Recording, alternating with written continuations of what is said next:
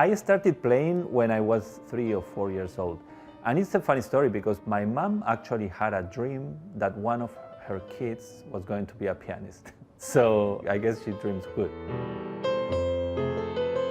I grew up in a beautiful town. I just remember lots of trees. Every time you were home, there's always music in my house. We used to listen from classical, lots of folk music from Argentina, music from Europe also, rock and roll, of course. This is my very first piano teacher, Alejandro Hansen. I met him when I was 12, and I studied with him for a few years. He recommended me to go to the conservatory, but I still kept studying with him. He's one of my best friends, and we are always in touch, and we share music, and we listen to music. Even though I'm from Argentina and people will think that everybody dances tango, everybody listens to tango, well, that's not true.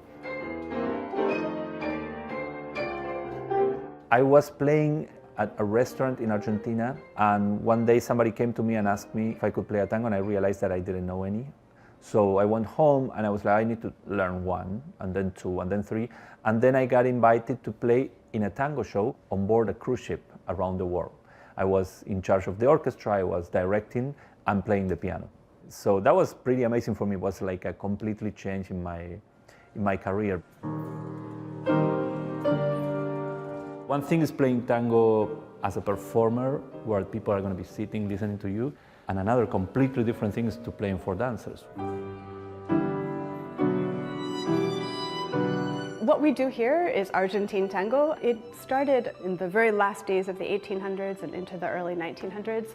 It's an urban dance from Buenos Aires, Argentina, and from Montevideo, Uruguay. There were no smartphones, there was no TV, there wasn't even radio. When people wanted to entertain themselves, they actually got together and made music and danced. You know, they had to actually create the entertainment.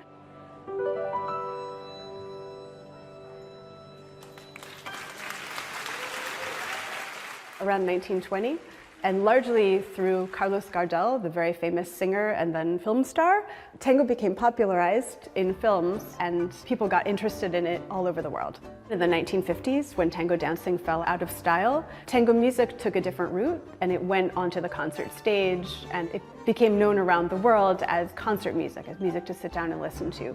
And because of that, it really stopped being so focused on the needs of dancers. Today, still, you go to any milonga, any tango dance in the world, and we're only dancing to recordings from the 1930s through 1950s. Emiliano Messiez. It was amazing from the first moment to get to dance to his playing. She was like, next year I want you to present your orchestra, and we decided to call it Típica Messiez, which is my last name, and it was fantastic. It's a 10-piece orchestra of 10 musicians. That was a project that I would have never expected me doing that, and that was because of her.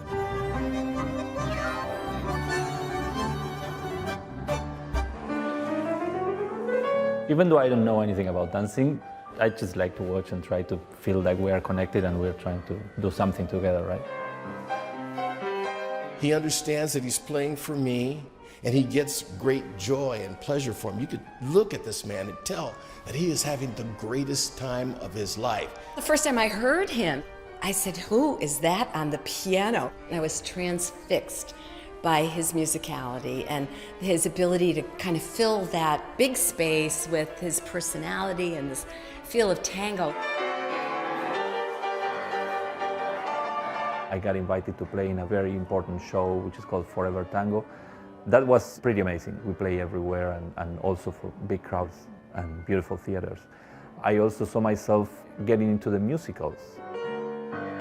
I composed that song for the musical The WHYY, which is the musical that I composed for Creed Repertory Theater in Colorado. A musical for teenagers that went on tour all around the US. That's why I also love doing musical theater. You can write from jazz, pop, tango, klezmer, like Bordello, or like things that I would have never thought. The Day She Ran Away. Okay. What is this song about? In Bordello, this moment is that Sophie finally reveals to Raquel how she ended up in this world. For me, Bordello, it's a perfect example because every singer will do it differently. Every musician will play it a little different. I also like to give room for improvisation. Yellow is the light, right? How is it? Yellow is the light of a summer day. Okay, so the melody would be like, yellow is the light of a summer day. When a girl of 12 was sold away. Bordello is a story about the white slave trade that happened in Buenos Aires from the 1880s to the 1930s. And it's about a woman who had been forced into prostitution, who was the only person who finally had the courage to bring this notorious organization to trial. Begging for a place to hide, she fled into the countryside. Tango emerged from the bordellos of Argentina, and it was men waiting for their turns with the women, so they were dancing with one another. So initially the dance was very macho, as the men are kind of working themselves up for the opportunity, and then later women were dancing with them. The really, really, really cool thing about tango now is that I lead as much as I follow. No longer is it that just the man leads and the woman follows, that it's always a man and woman dancing, not at all. And the fluidity of that has made the tango community and also our individual experiences as dancers much, much richer than in a former time when the roles were much stricter. It's kind of like driving a car. You have to be aware of the other drivers on the road as well as yourself. So the main thing I think about is the music. That's first. There's musicians that come and go and they can play the music beautifully, but Emiliano just puts out so much of his own feeling for the music and his ability to communicate with the people that he's playing for, and that's what just puts him in a league of his own.